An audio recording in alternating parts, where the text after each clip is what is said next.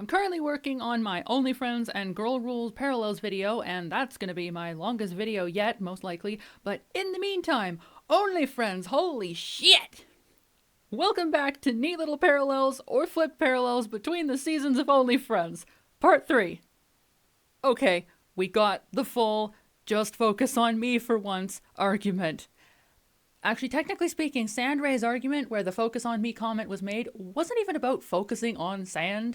That was just part of the what even are we fight. But this time we have what pretty much becomes an entire fight around that comment and then some. It actually reminds me of 3 separate fights smushed into one. I show you. First, I was expecting Raffi to be angry after finding out that Rome stole the video off his phone, and for it to launch into a regular heated fight. But the look of betrayal on Raffi's face reminded me so much more of both Ray and Nick. Ray at the beginning of the all you care about is money fight, and Nick with how hurt he was when he confronted Sand about the stolen audio clip. Like full on, how could you do that to me? I trusted you energy. This scene as well also reminded me of Sand's "Why do you even care about Boston?" and Nick's "That's my business. I love him and I don't have to be his number one, but he must not hate me." I know it's not word for word, but like, it's the vibe. Then Rome's response, the just stop and the grab, and then far more than just a comment or two about Rome being right here if Raffi would just stop focusing on Jack and look at him for once. Can't you really see how much he cares for you? And their individual reactions earlier in the fight as well reminded me of a less extreme version of Sand and Ray's all you care about is money fight. Like Raffi being more emotional and angry and hurt, while Rome is clearly upset too and a little scared looking, but trying to keep it together in an attempt to get Raffi to hear him out. It reminded me a lot of Sand trying to stay more level and reason with a furious and unconsolable Ray. And then when Raffi storms off and Rome is just left standing there, ow, definitely reminded me of Sand just sitting in the aftermath. Oh, and Boom are fucking nailing it, and I am so happy for them to have gotten roles that are truly serious and not just more serious compared to other characters within the show. Like, their Perfect 10-liners characters were pretty serious, but a lot of that show was still fairly fun and comedic, but this is something else, and it's super cool.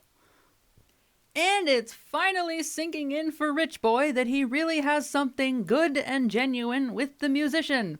This scene with Raffi sitting on the floor watching Rome's playlists and thinking back on time spent with Rome reminded me so much of Ray sitting in the bathtub thinking about the time spent in the record store with Sand and then looking up at Sand's poor boy shirt hanging on the towel rack. And I figured that Raffi would not be the one to share the forest clip, and my money is on Pete. He saw Raffi leave to go get some wood in the forest with Rome, so it's gonna be one motherfuck of a plot twist if it's not Pete. But good for Raffi for realizing how good he has it with Rome, and for keeping quiet about Dean. Just in time for everything to fall apart around them.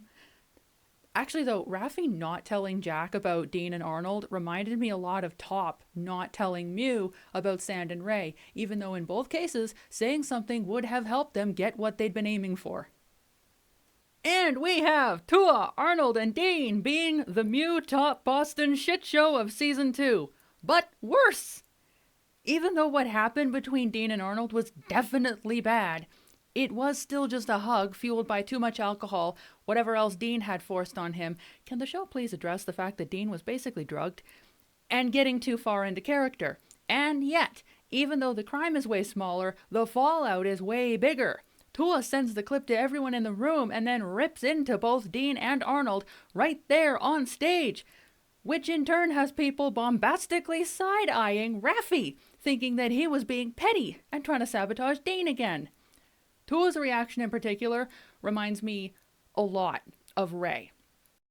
Both when he confronts Boston alone and when he causes a scene at Mew's birthday party. Furious, betrayed, disgusted, and loud about it. And the fact that Boston was witnessing this whole thing go down as well, yeah, he was totally getting flashbacks. Bruh, the way I started whisper yelling, no, no, no, no, no, no, no, when the scene cut to Tua on the couch with Boston. Tua's response to getting cheated on being pretty much the same good guy comment that Mew said after he got cheated on. And then making a move on Boston. Because what has being a good guy ever gotten him? And if that's not enough, it looks like it's leading into a full parallel of good boy going dark. But then, before that parallel can even start, Boston decides to flip that script and be a good friend.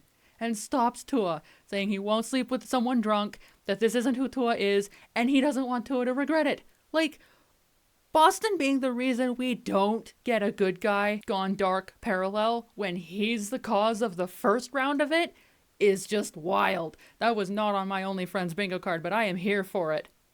I think he probably saved everyone by doing that as well. I think Tua would likely be worse in dark mode than Mew was. Like, look at the contrast of how they handle the cheating news. Mew is calm and calculated and waits out his whole birthday party until it's just him and Top alone to execute his plan at the opportune moment. Tua, on the other hand, is more sensitive and emotional and clearly more impulsive and just explodes mid-rehearsal as soon as he sees the clip, dragging the whole room with him. Like, truly dark Tua would be an emotional tornado, but thank goodness for Boston of all people. And it looks like Jack is going to rebound to Raffi just like how Mew rebounded to Ray. Although Ray didn't let go of Mew fully until after the rebound, but Raffi has already started to let go of Jack and the rebound hasn't even happened yet. So my fingers are crossed that Raffi handles this at least a little bit better. Like, maybe this will end up being the storyline equivalent of Boeing showing up right as Sand and Ray were finally getting their footing together. Also, I missed the foreshadowing until I went back for screenshots, but Dean's begging out in the parking lot, totally mirroring that long-ass monologue he rattled off during the movie line trivia game, saying how much he changed himself. Oh my god. Now, can I please get a waffle? No. Can I please get a Nick cameo? Seriously, we got Sand Ray, now Top Mew, Boston is a recurring character, but where is the Nick? I want to see how he's doing. Especially after all of the emotional shit that he went through in season 1, like goddamn, I want to see him thriving. These 2 episodes felt like a roller coaster. Episode 8 was the slow climb up to the highest point, and then episode 9 was the drop. And here I was thinking I would wait for at least one more episode to come out before doing another Parallels video, but I just finished episode 9 and brain would not shut up. So here I am, half Parallels, half rant, no containment for my enthusiasm. Oh god, I hope Dean and Tua's friendship does not parallel Boston and Mew's. That would just break my heart. But we shall see. Anyway, thank you for listening, and I will talk to you in the next video. Bye!